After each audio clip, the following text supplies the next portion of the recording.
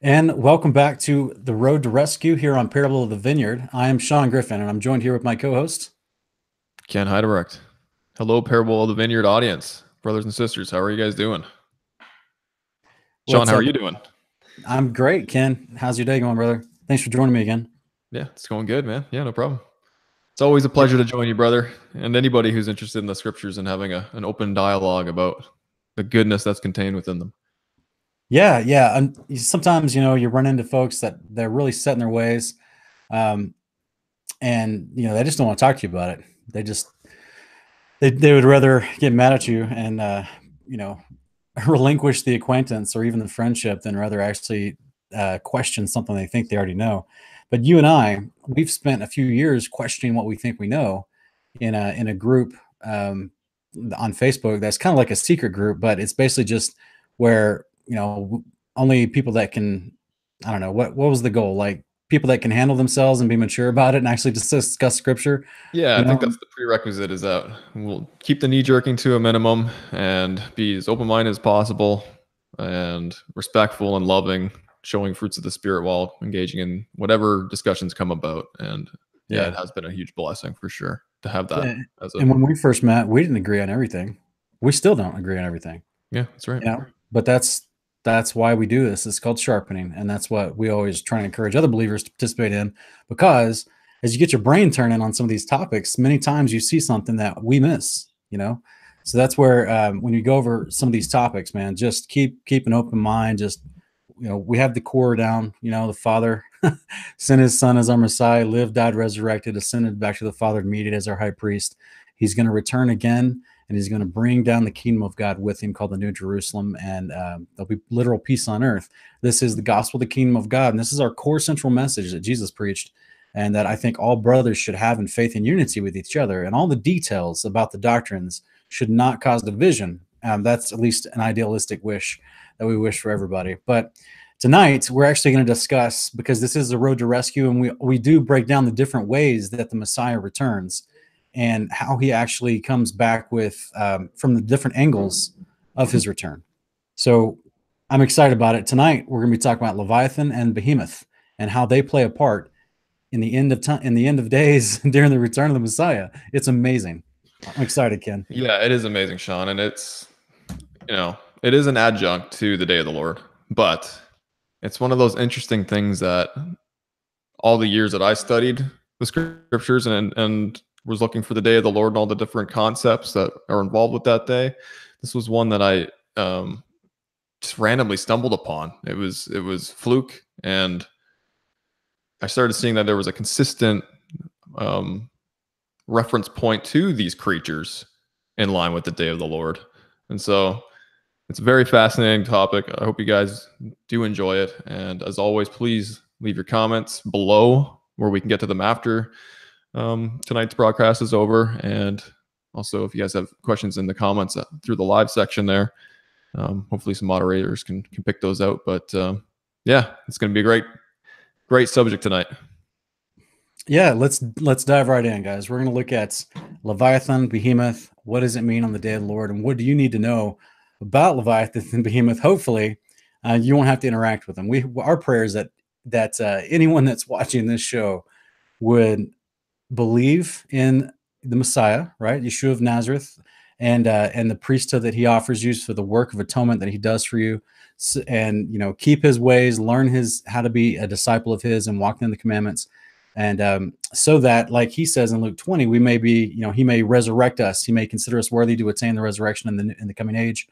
And so that, we can be considered by Him to be part of the crowd, and there's a learning curve involved. So some get in not knowing the thing, others get in with 40 years, 40 years of discipleship under their belt. But that's His call, not our call. We just encourage everyone to give their heart to the Father through the sanctifying work of His Son, Yeshua of Nazareth, so that all the stuff we're going to talk about tonight, you won't have to actually encounter at any point. But if for whatever reason you're watching this and that's a decision that you don't make, this is what you can expect if you survive Apollyon. So so we'll just jump right to it. Do you want to read the first part of Enoch 60? Sure, man. Are we screen sharing this? I don't think so. No? Okay. I mean, we can screen share, but I don't think you're doing it right now. Okay. Well, I'm just asking, do you want to screen share each passage as we go? Yeah, we should probably try to screen share if we can. Okay. All right, guys. This is out of Enoch chapter 60, starting with verse 7 here. And it says, "And on that day were two monsters parted, a female monster named Leviathan, to dwell in the abysses of the ocean over the fountains of the waters. But the male is named Behemoth, who occupied with his breast a waste wilderness named Duduane, on the east of the garden where the elect and righteous dwell, where my grandfather was taken up, the seventh from Adam, the first man whom the Lord of spirits created. And I besought the other angel that he should show me the might of those monsters, how they were parted on one day and cast, the one into the abysses of the sea, and the other unto the land that is dry of the wilderness." All right, so there we get an introduction to Leviathan and Behemoth. Yes. So, literally in the beginning, but we're actually going to read specifically what day they were. This is Enoch, right? So he's before the flood, but we're actually going to get to see what day they were created in following passages. So that's going to be exciting. Let me pull that up real quick. My computer's running real slow, Ken. I may have to lean on you for a minute to pull up these. It's not even pulling up what I already had prepared. So Sure. No problem. I'll just go back to screen sharing. So this next passage, guys, is out of Job. I'm sure many of you are familiar with the book of Job and the latter chapters where we see Behemoth and Leviathan described in great detail. So we're going to start in Job 40, starting with verse 6 and onward.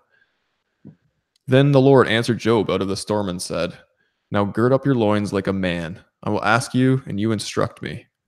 Will you really annul my judgment? Will you condemn me that you may be justified? Or do you have an arm like God? And can you thunder with a voice like his? Adorn yourself with eminence and dignity, and clothe yourself with honor and majesty.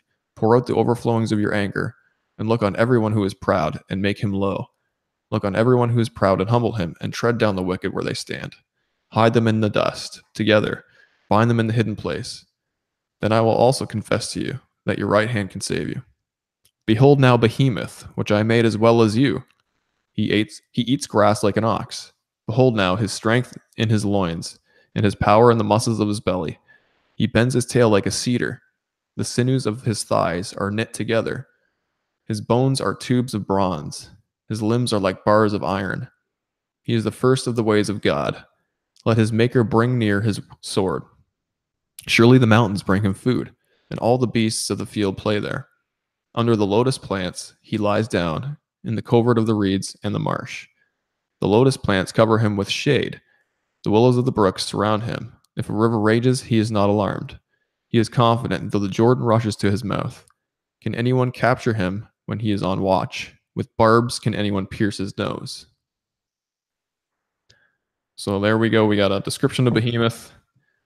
And I've heard a lot of different theories surrounding, what could this creature be that is being described to Job here in this chapter. I've heard anything from a hippopotamus, I think, to, I don't know, rhinoceros possibly, but even dinosaurs, right?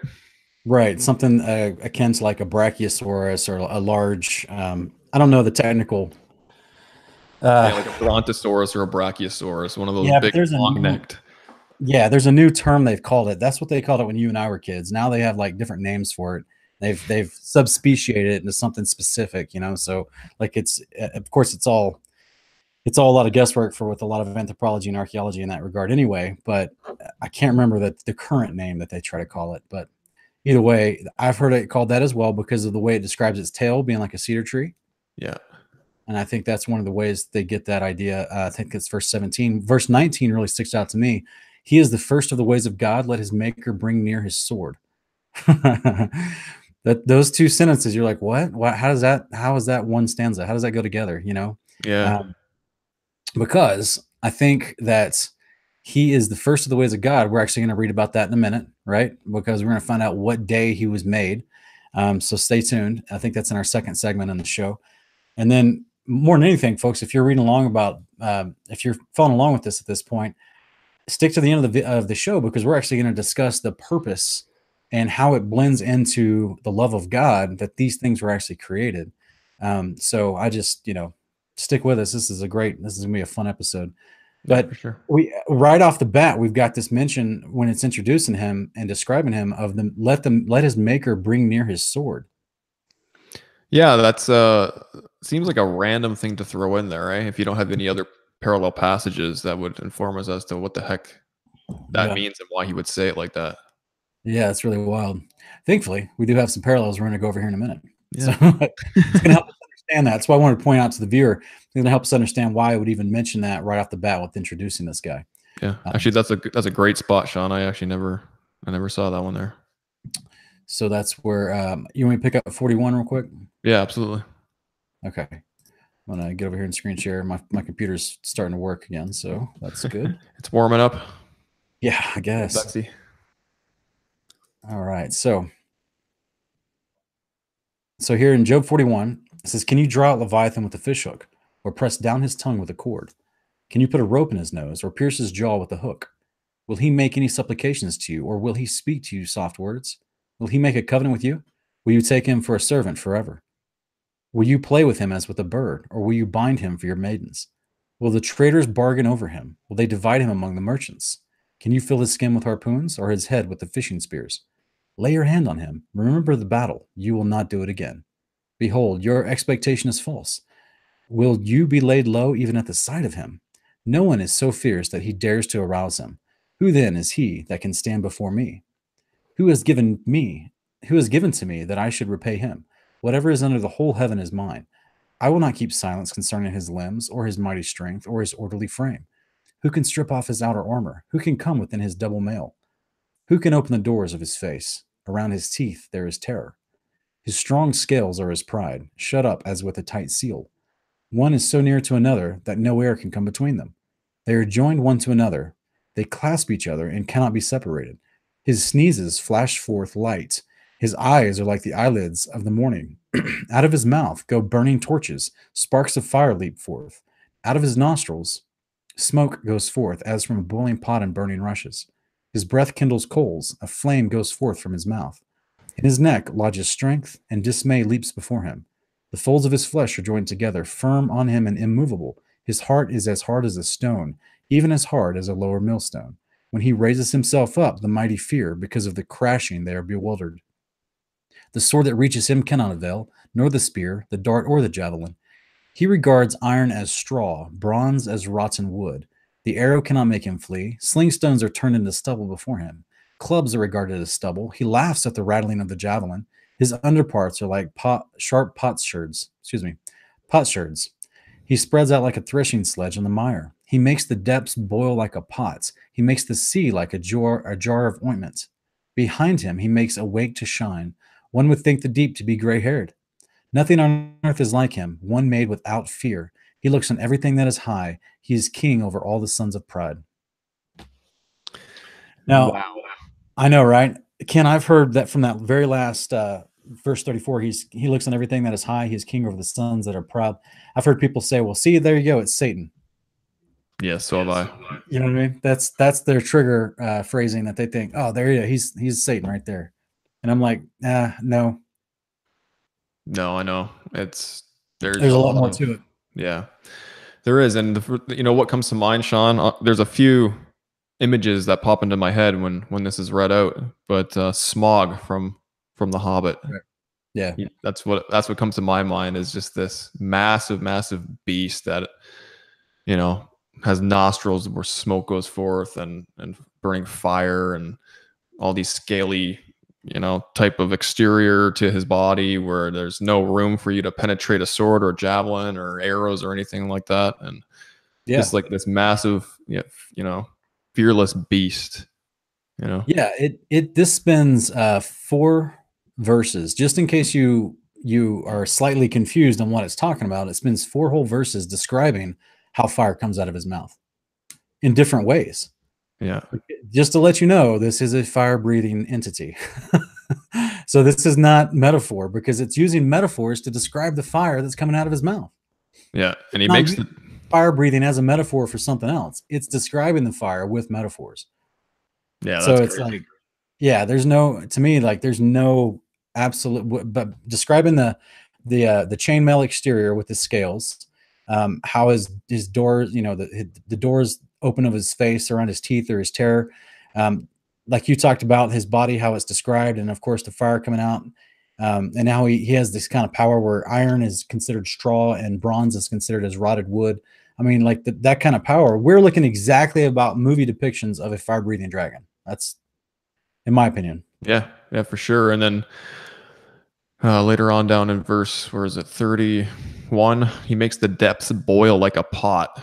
He makes the sea like a jar of ointment. That's interesting. I mean, I've never seen anywhere else in scripture if people are trying to attribute these descriptions to Satan. I don't think Satan dwells in the depths of the sea. Yeah, and Just he kind of, doesn't make him boil yeah.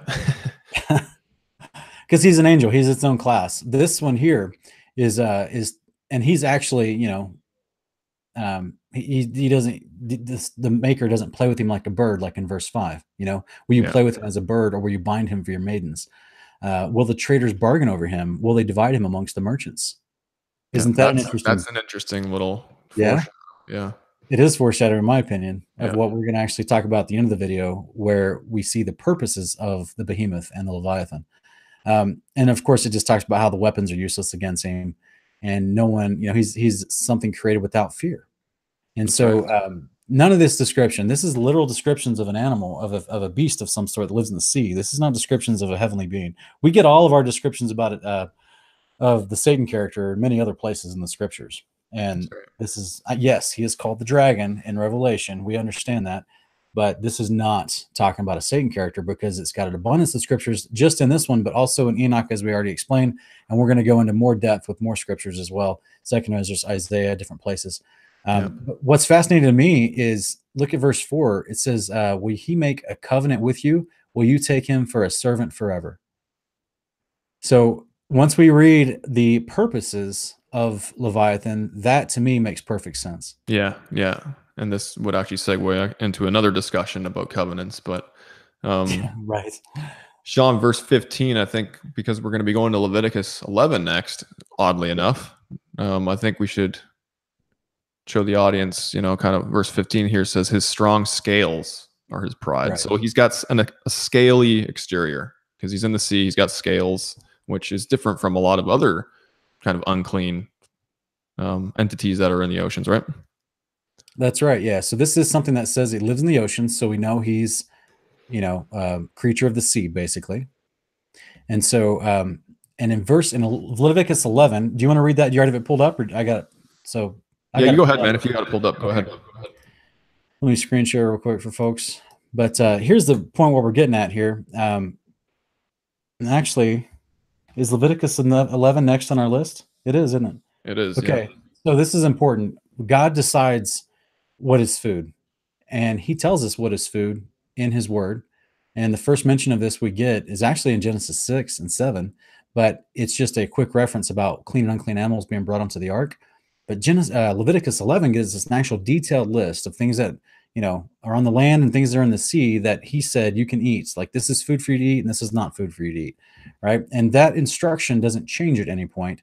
So the Peter's vision in Acts 10, that's about people, him not judging amongst people. It's not about suddenly making stuff that he never just considered food to suddenly be food. Okay, that's how we get cancer. So this is this concept here in Leviticus 11, where he's going to start explaining to us what food is. And in the midst of this, here in verse 10, it says, but whatever's in the seas and the rivers that does not have fins and scales, among all the teeming life of the water and among all the living creatures that are in the water, they are detestable things to you, and they shall be abhorrent to you. You may not eat of their flesh, and their carcasses you shall detest. Whatever in the water does not have fins and scales is abhorrent to you. So there you go. Yeah. So verse 9 basically says you can eat it. It does have fins and scales. Yeah. You know what I mean? So this thing has been described to have scales, multiple layers of scales, actually. So to me, that's just like he's already telling us that this thing, whatever this thing is, this behemoth, the Leviathan. Yeah. Excuse me, the Leviathan. Yeah. apparently, according to Leviticus 11 in the list here, it matches up with what he would call food. And that's where, why would that matter, right? And so to me, even though in the book of Job, where we read about the behemoth being introduced, did it tell us, Ken, did it tell us a strict list of what the behemoth actually eats? It said, yes, it said the mountains bring, where was it here? Yeah, the mountains bring him his food, but Did it say anything about vegetation? I'm not sure. but it doesn't talk about whether he chews the cud or his hoof is split or Yeah, not. it doesn't give us that It doesn't give description. us. No. But what I'm saying is, if Leviathan can be eaten, I'm going to suggest that the behemoth is also in this category. Yes. Because this just gives us this idea that the Father doesn't disobey his own rules for creation. In fact, I think we should probably skip on over to segment 2, right? So we can discuss just exactly when Leviathan and Behemoth were actually made. Yeah, totally. So Psalm 74, we'll start there. Yeah, if you want to read that one. Sure. Okay. All right, Psalm 74, verse 13 to 14. You divided the sea by your strength. You broke the heads of the sea monsters in the waters. You crushed the heads of Leviathan. You gave him as food for the creatures of the wilderness. And there it says creatures in mind, but it's literally people, just so we're not confused here. The translators use creatures here, but it's literally people. And this is an interesting passage, John, just because, you can read this kind of random thing in the book of Psalms and think that this must be talking about something that's already happened, right? Especially if you're going to use the word creatures instead of people there. Yeah. So, if I think creatures, I'm thinking something that's in the water that could be eating him. But this, in my opinion, isn't talking about a past time. I think this is looking forward into a different time that we're going to discuss throughout the show. Yeah. Yeah, and in fact, I'm going to read Psalm 104, and then we'll jump right into 2nd Esdras, which will help tie some of this together for the viewer, so they can understand why we're hinting at this like this. Sure. So here, where we're going to read about another description of Leviathan himself in Psalm 104. I'm going to start here. Let me come back and screen share, and then I'll start. I think it's going to be in verse 24 for those who are following along. And then, so we got here. O Lord, how many are your works? In wisdom you have made them all. The earth is full of your possessions. Verse 25, there is the sea, great and broad, in which are swarms without number, animals, both small and great. There the ships move along, and Leviathan, which you have formed to sport in it. So this is just reassuring us that this Leviathan is actually in the sea, just like it talked about in Job 41, that he actually treads through, makes the wake in the sea, making it look like the sea has gray hair. Yeah. Which is an interesting description. Very poetic, actually. But I wonder if Leviathan, I mean, this is just speculation, but I wonder if he's so massive and mighty that when he arouses and gets up or whatever he does in the depths, it creates the ripple effect for like kind of storminess, like the choppy waves or something. To me, like the enemy is always trying to parallel what's in God's word and twist it on its head, right? So I don't think it's any coincidence that even though the majority of believers may not understand what Leviathan is, that we've got perpetual, for the last 50 years, since movies have started coming out, we've got Godzilla. Yeah. And now we've even got another version of it with those newer movies with Pacific the kaiju. Rim. Yeah, Pacific Rim. And these big monsters that come up out of the sea, and they got to fight them with these big mech machines. So I don't think that's any coincidence. Like, this is, to me, it's probably cultural programming, just because I don't know exactly when this thing is going to be aroused, but at some point it's going to be aroused at the coming of the Lord. And so I don't know if that's, I don't know. I mean, we're going to discuss some of that timing here in a little bit in the 3rd segment, but I think it's fascinating that the enemy is already parodying this concept with all of the CGI and all as the bad movies from the 50s and 60s, the Godzilla movies, right? Yeah. With the horrible CGI. But what is it? It's a lizard that comes out of the sea every time, and he's a fire breathing with scales, and he's impenetrable.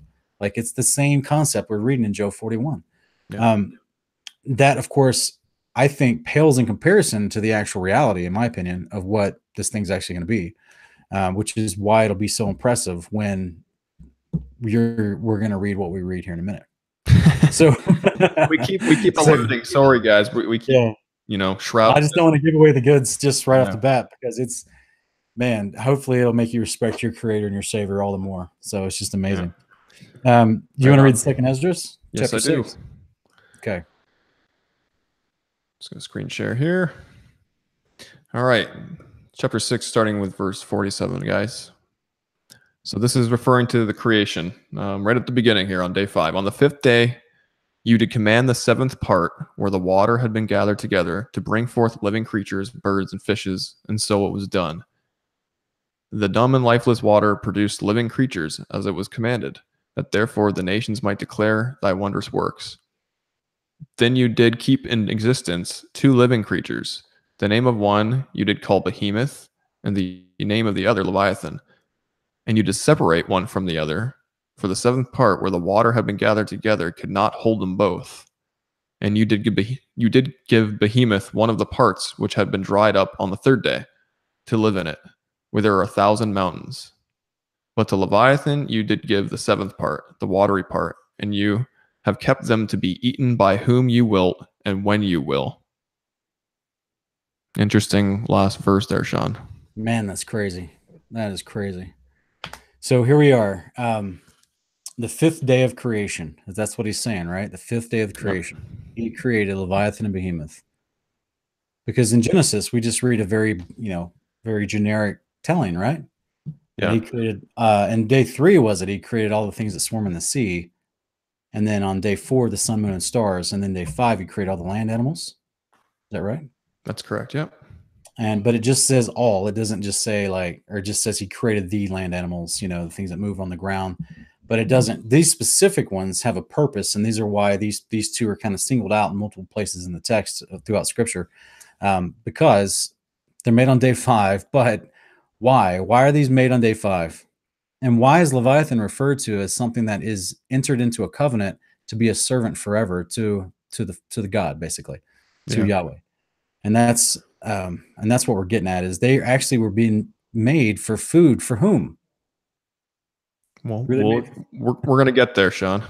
Yeah, I know, it's crazy.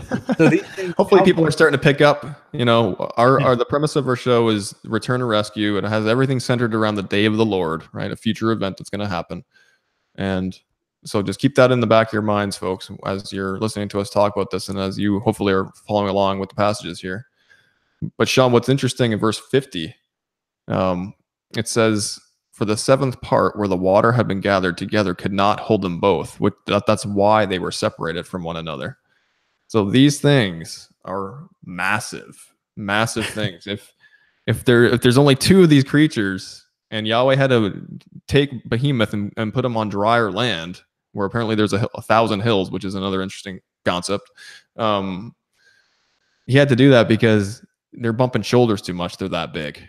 I just find that interesting. Yeah, I mean, these things are going to be massive, and that's, if you're alive and remaining and witnessing these things show themselves at his return. And this is what I was saying earlier about, I don't know the exact timing, because we haven't been able to find that. As far as I know, we haven't found that in Scripture as far as the literal exact moment that they arrive, but it's definitely, they're dealt with and used on the day of the Lord. And that's what we're going to get into right now. So Isaiah 27 is where we actually get the first instance where the Father is mentioning the day of the Lord with Leviathan itself. So Isaiah 27 verse 1, I'm going to screen share for folks to keep along. Am I going too fast, Ken? Did you have anything else to say about it? No, I think we're good. I'm just as you're going there, I'm scanning through the comments. I see the blood saves asking for who's it for? We're getting there, brother. It's Sean's going to read right now. We'll tell you pretty much, when they appear and possibly who they're for in this next passage. So here in Isaiah 27 it says, in that day the Lord will punish Leviathan, the fleeing serpent, with his fierce and great and mighty sword, even Leviathan, the twisted serpent, and he who will kill the dragon who lives in the sea. So this is where, again, people say, look, see, it's Satan. Revelation 13, the beast that comes up out of the sea, it's Satan. And I'm like, guys, there's more backstory to Leviathan, and Satan is never called Leviathan. Yeah. Just because and in fact, the sea is actually explained in the book of Revelation as being not literally waters. So there's more to it, is what I'm getting at there, because any of the metaphoric stuff in Revelation is explained by the book itself in 99.9% of the cases. So the Revelation 13 passage of Satan coming up at the beast that John saw coming up out of the sea, and then another beast that came out of the land, it explains these ideas here, and that they work together in the authority of the dragon, who was the beast that came out of the sea, to give his authority to the beast that came out of the pit, which was the one that came out of the land, and that was Apollyon, which is what Revelation 17 explains to us.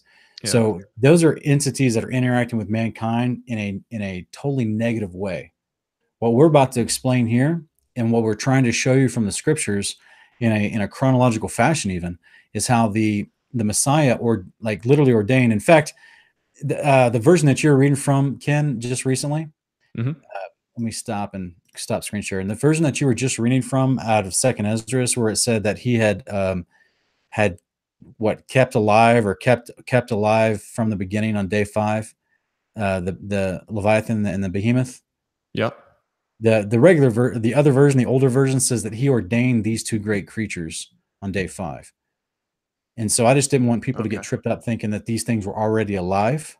But that's why, because it says on day 5 he ordained these to help people understand that these 2, this is the moment they were put into their purpose, which was to be food, as Second Esdras talks about, which we're going to read even further about. And that's the whole point, because on the day of the Lord, when he returns, there is mass damage to the creation.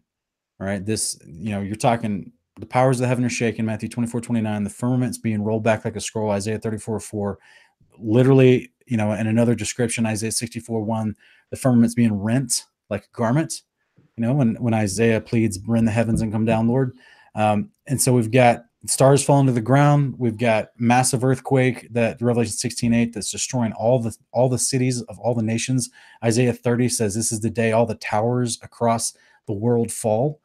You can extrapolate that however much you want with all the new skyscrapers being built. You know what I'm saying? But the point is, there's mass damage happening to the creation, because he's literally he's opening up the roof to the house, right? So the house is shaking.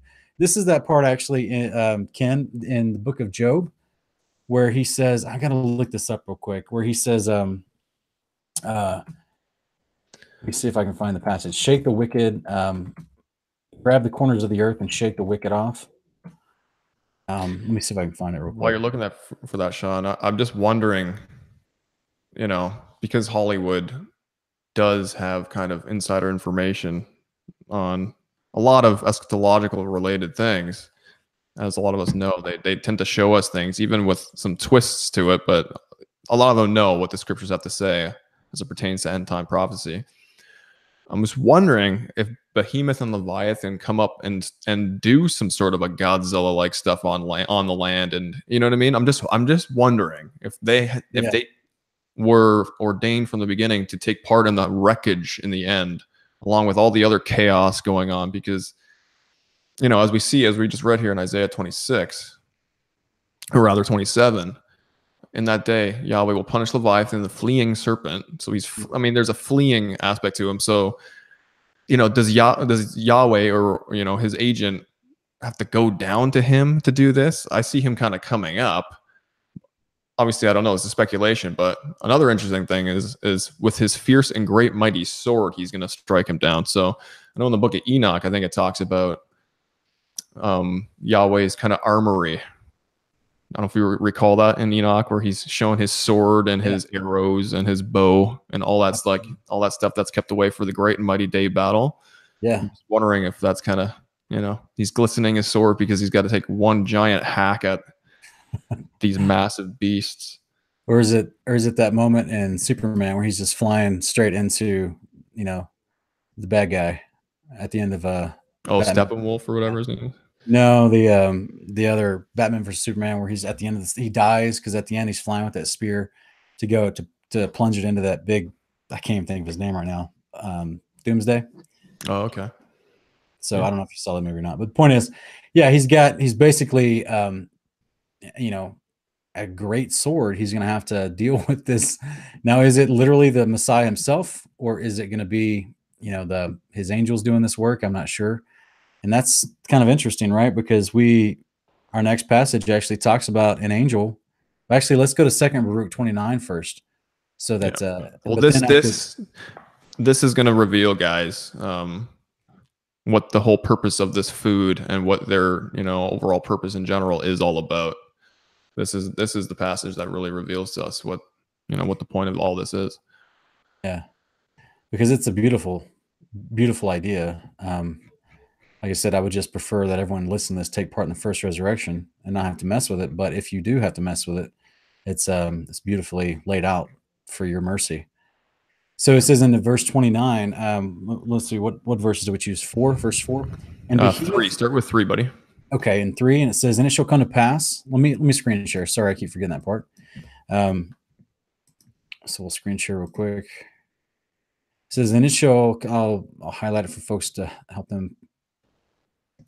"It shall come to pass, when all is accomplished that was to come to pass in those parts, that the Messiah shall then begin to be revealed, and Behemoth shall be revealed from his place, and Leviathan shall ascend from the sea, those two great monsters which I created on the 5th day of creation, and shall have kept until that time. Then they shall be for food for all that are left." So there we go. There we go. Who's left? What food? What's going on here? So Leviathan does ascend from the sea. Behemoth comes out of his hiding, and they get utterly destroyed and become food for all who are left. So as Sean just said, if you're taking part in the first resurrection on the day of the Lord, that's a great thing for you, because you won't be considered the class that is considered all that are left, because there are going to be survivors of that day. Not everyone's getting annihilated. Yeah. Not everybody. And that's what we're actually towards the end of the show. We're going to explain that concept a little bit more about the survivors of the day of the Lord, and why and how the New Jerusalem that comes down at the beginning of the millennial reign. And this is why it's another important detail that we've talked about multiple times on different episodes on the Road to Rescue, just to remind people, because unfortunately a lot of people think the New Jerusalem comes down at the end of the millennial reign, because of the way Revelation 21 and 22 are kind of worded in connection with. See, Revelation 20, it kind of skips ahead to the end, because it talks about the first resurrection. The first resurrection.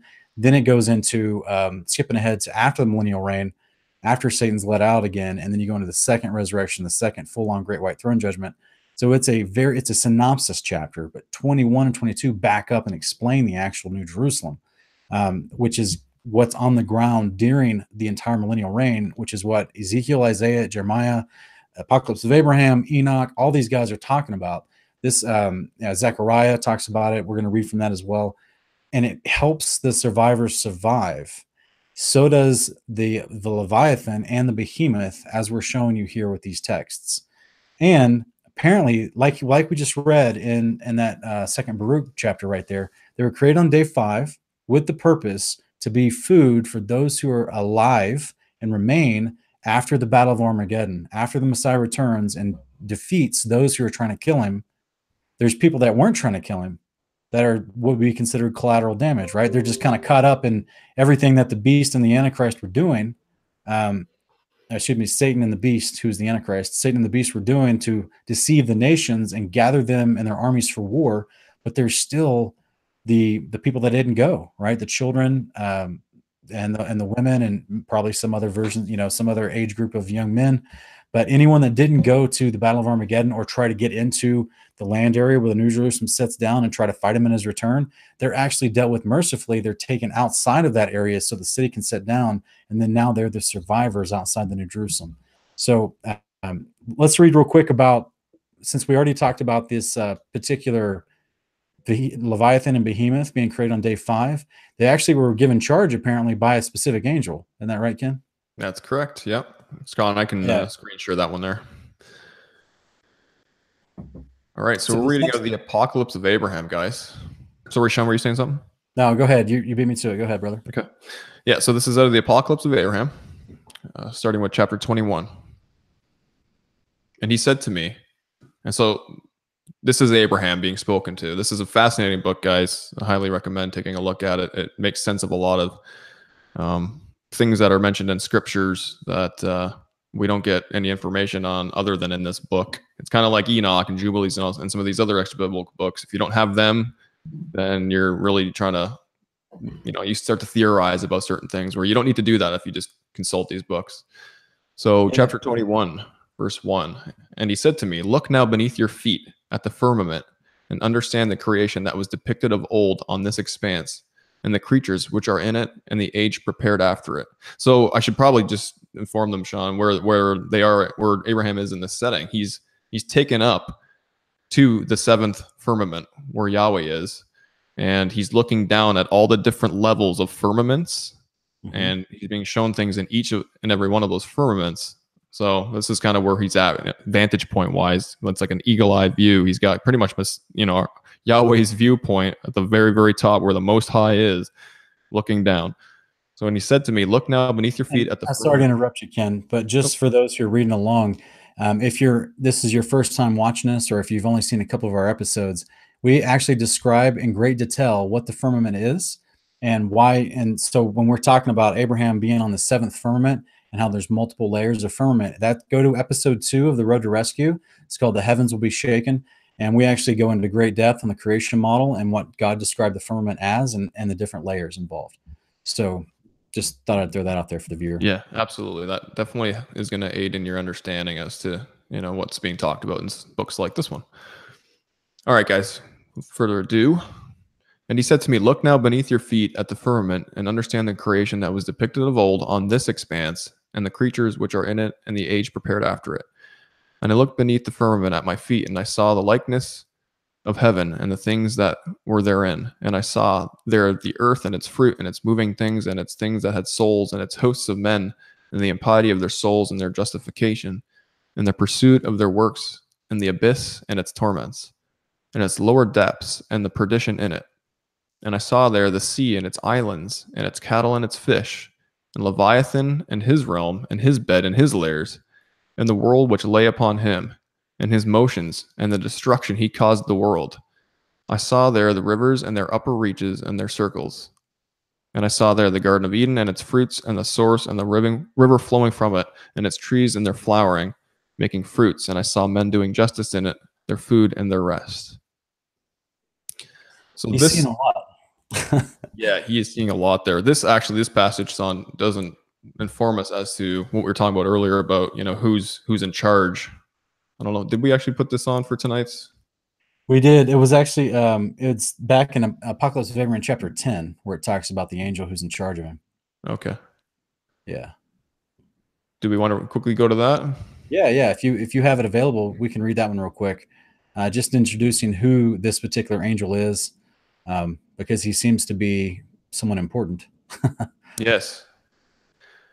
I think it starts in I don't know, verse 4 or 5 or something, and then goes down through 14. Okay, here we go. Yeah. Let me just screen share here once more. Okay, so this guy's name, this angel that is taking Abraham on this fascinating journey above the firmaments, his name is Jael. And that's what the modern translation of the Hebrew I to the J. Yeah. And we understand the J is a relatively new letter with the King James English, that kind of stuff. We don't really want to make it an issue of the Hebrew translation. We're just trying to help you understand of what you're looking at with the IAOEL spelling. That's right.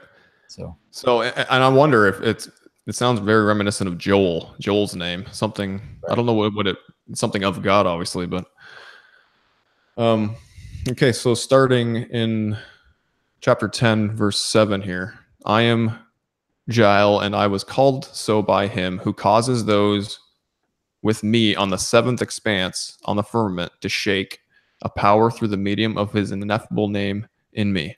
I am the one who has been charged according to his commandment to restrain the threats of the living creatures of the cherubim against one another, and I teach those who carry the song through the medium of man's night of the seventh hour. I am appointed to hold the Leviathans because through me is subjugated the attack and menace of every reptile. I am ordered to loosen Hades and to destroy those who wondered at the dead. So here we go. We got this angel who's appointed to hold the Leviathan. So he's restraining him. Yep. Somehow. Not exactly sure how that works, but yeah. Which why we just read in Isaiah 27:1, where it says, "In that day the Lord will punish the fleeing serpent." So at one point this restraint is let go, and then Leviathan takes off and does whatever. And yeah, you it know, you seems. just read. Sorry, go ahead. Sorry, dude. I just rudely interrupted you there. I was just going to say. I was just going to mention about Abraham, Apocalypse, Abraham, chapter 27 that you read a minute ago, where it says Leviathan was actually says, and I saw his motions and how it affected the earth. Yeah. So if this thing is so big that the world rests on him in a sense, and then he because he's underneath the depths of the sea and somehow like maybe underground rivers, if you will, or something like that, and then he actually gets up and wants to surface, I imagine that could be an additional reason for the major earthquakes happening on the day of the Lord. Yeah, that could be the way that everything, the foundation and everything below is just kind of like being cracked open and whatnot. But it's interesting here that Jael is the one who restrains Leviathan. All the angels, in a way, as we know through the book of Enoch, they have different things that they watch over and different, duties essentially. And Michael, he's referred to as a restrainer as well, right? When the restrainer is let go or whatever. Can't remember exactly where that is, but it seems like all the angels just before this day are told, all right, stop doing your thing. And then all of a sudden we have chaos taking place. Right. Which is like, the classic atheist argument, right? The number one go-to, why does God allow evil if he's such a good God? Well, apparently he's withholding it every day. Yeah, no kidding. Until the appointed time, and then he lets it go. And then so the wicked themselves can be punished by it. But then he actually saves those who are alive, those who survive. And that's in my opinion, like super important for people to understand that mindset of the Father is actively with his creation. Even things like this created on day 5, he has in mind the rescue of those who don't even believe in him or know about him. That's right. So this is the road to rescue. And in part of this journey the Father describes in his word is not just the rescue of the righteous, of those who believe in faith and obedience, but it's also the rescue of those who don't have a clue, who don't even know him, and who are still, or they just had a bad husband who went off to go fight the return of the Lord. You know what I mean? And so therefore they're going to be, which is why James, in my opinion, that's the strict and biggest reason why James in chapter 1 of his letter calls a pure and undefiled religion is one that takes care of the widows and the orphans. Because on the day of the Lord, all the men come to fight the return of the Messiah, and they're destroyed by him and his angels. So all that's left is going to be the children and the wives, people that have been orphaned, and then those who are widows. So that's why the law in Deuteronomy, it's always talking about take care of the stranger in your land and the widows and the orphans, constantly reinforcing that all throughout God's law from Exodus to Deuteronomy. And that's why James says that is a pure and undefiled religion, that mindset. And that's exactly what we see the Father doing through his Messiah in the reign of the millennial reign of the kingdom of God in New Jerusalem for all those who survive the day of the Lord. And how's he going to feed them, Ken? Beautifully stated, Sean. And he's going to feed them with 2 beasts that he foreordained from the beginning of creation. He held them and put them in their positions and mercifully and graciously put restrainers on them so that they couldn't create utter havoc on this earth system until the appointed time, which is gracious in and of itself. And he always gracious. He's always been. And so they're going to be food for the survivors of the day of the Lord. That's right, brother. And then real quick, let's just talk about those survivors for a minute. Now, I remember what we read back in chapter, was it 41, where it talked about the traders divvying him up, him and the merchants divvying up Leviathan? Verse 6 of 41, yeah. Hopefully it's making sense to the viewer now, right? So why would it describe in rhetorical fashion, can you divvy up pieces of the Leviathan and sell him up with the merchants? Because only through the Father's power is he going to come back and destroy Leviathan so that can happen. Yeah. Because it explains the rest of chapter 41 of Job, that nothing can penetrate his armor, and he can't, our regular weapons are just like, chaff or stubble to him. They just bounce right off, but the Father with his power is going to come back through his Messiah, and he's going to actually be able, whether it's the Messiah himself with his sword that he brandishes, or it's his angels, his warrior angels. I don't know.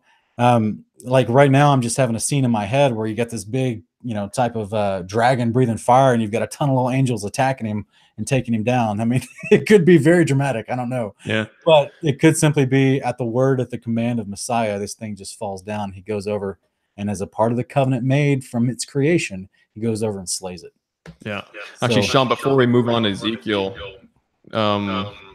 Apocalypse of Abraham, chapter 21, what we just read earlier, verse 4, and it says, "And I saw there the sea and its islands and its cattle and its fish, and the Leviathan and his realm and his bed and his layers, and the world which lay upon him and his motions, and the destruction he caused the world." I'm wondering if that is a proleptic statement referring to how he will cause destruction on the day of the Lord. That's what I was saying a minute ago. I just didn't quote it perfectly, but you're exactly right. That's the thought I was talking about, where it could be as he gets up, in addition to the firmament being rolled back, just like in the flood, you had the springs of the deep burst forth, and then you had the waters from the firmament falling down. So you had dual flooding and dual destruction. This could be the same concept on the day of the Lord, with the earth shaking and the heavens shaking. Right. Okay, you did say that. I was scanning through the comments. I probably should have paid a little more attention to it. It's okay. Sorry. It's okay. Well, I'm glad we're tracking on the same thing. Okay, cool. So actually I was going to skip Ezekiel 45 and reorder that. I'll actually want to introduce Revelation 22 and Zechariah 14 next, so we can help the viewer understand. Now that we've got this setup, if you can, and think of in your mind of the Messiah came, he's routed out the enemy, those who are inside this territory of 1,500 miles squared, as Revelation 21 tells us. He set down his city, the city of truth, the city of God, the New Jerusalem, and those people are living outside of it, as Isaiah 60 talks about. They stream to it because they have to, for one. Isaiah 55, you have verse 1, it talks about how the city itself puts out a call. He come, have food without cost, buy water and milk and food without cost, and it's talking to the survivors after the day of the Lord. But at the same time, you've got these huge things that have been put out that they're going to need apparently meat to eat.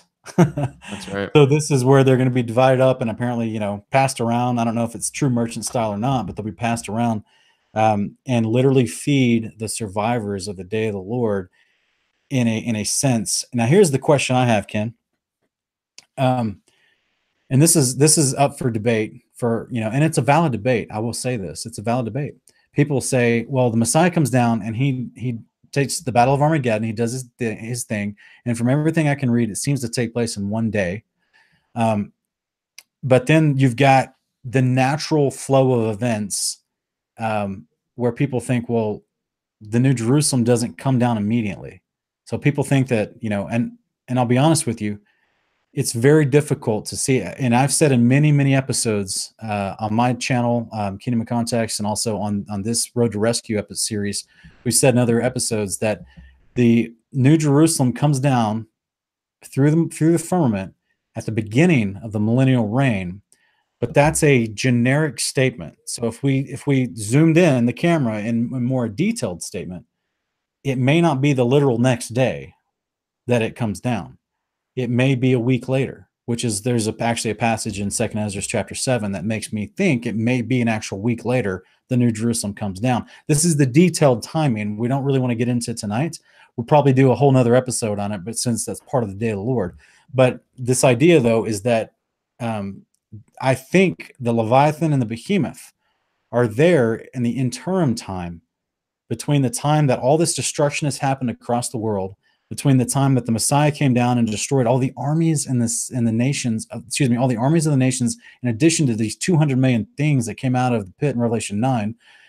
And then the blood in the valley of Jezreel has risen to the horse's bridle. That needs time to actually dissipate, which is going to destroy many of the water sources in that area, which is why when the New Jerusalem comes down and the water flows, the river of life from the throne of the Messiah out of the city to replenish the water sources of the world, as I think it's in Joel chapter 3 talks about. That's why we have this sequence of events that take place. Yeah. It's not just happening like all in the same day. Like boom, he breaks forth his light, he destroys things, and then he brings the city down. There's a natural sequence of events, and it could be, Ken, that these things are prepared for this interim time. So where they're waiting for, I mean, they just had this mass carnage, and they're watching the what I would call the prevailing, right? So the word prevail is not the word to conquer, as in the immediate moment you win the victory. The word prevail is when you're doing the cleanup after the battle, and you're literally prevailing through the land. So it's possible that these angels are literally in Matthew 13:49. They're cordoning off. They're separating the wicked from the righteous. They're literally prevailing in this moment after the initial battle's been won, and they're clearing out the foundation for this thing to come sit down. So in the meantime, the world's been wrecked. Yeah. The nations are just, the cities are destroyed. These people got to have something to eat. Yeah, I agree, man. It's really hard to pinpoint exactly what is happening when and at what time. It's definitely a methodical sequence of events that's taking place. It's just trying to pinpoint, as you said, not everything is happening within an instance. It's methodical, and that's interesting that you think that in Second Esdras the New Jerusalem kind of implants itself after about a week. That's I'd like to see that sorry. one. That's I haven't interesting. showed that to you yet. Sorry about that. We haven't talked about that yet, but yeah, no, but I mean, we kind of speculated, right, that on the day of the Lord Yeshua, his holy angels come down. They, as you say, play Wreck-It Ralph. And as this is going on, we know simultaneously, or at least before this event, those in Christ are resurrected from out of Sheol, and those alive during those days of the Apollion's 42-month reign who somehow survive it are changed in the twinkling of an eye, are caught up in the clouds where we meet Yeshua. So we know he hasn't already come down yet. So there's that sequence of events for sure. And we're placed within the walls of the New Jerusalem during that time. But where the New Jerusalem is in that sequence of events, is it still kind of above the firmament? Is it slowly just, dropping down over the time of, a week, maybe? That's interesting. Maybe so our ears don't pop too fast. Yeah. Just playing. But yeah, guys, maybe throughout this series, Sean and I will be able to give you a better kind of layout as to the exact order of things. But I mean, it requires a lot of research and studying and praying, and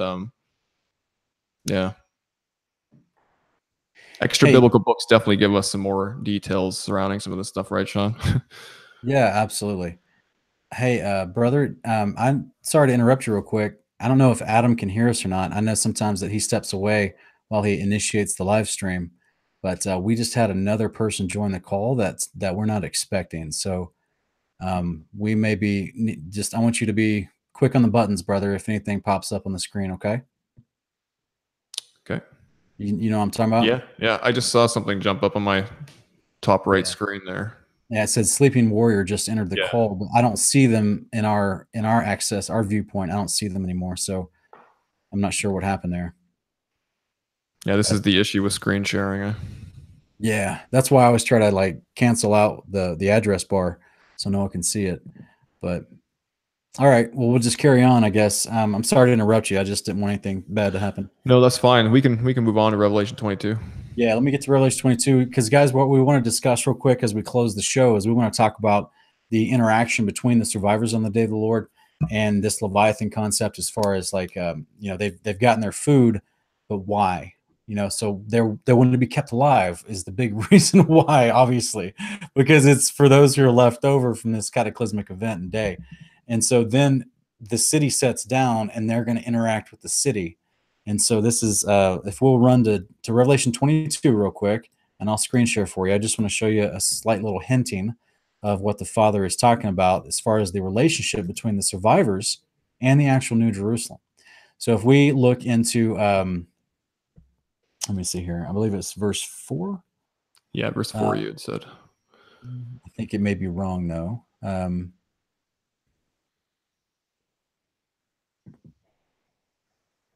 I'm trying to see here. All right, no, it's the one where they wash their robes.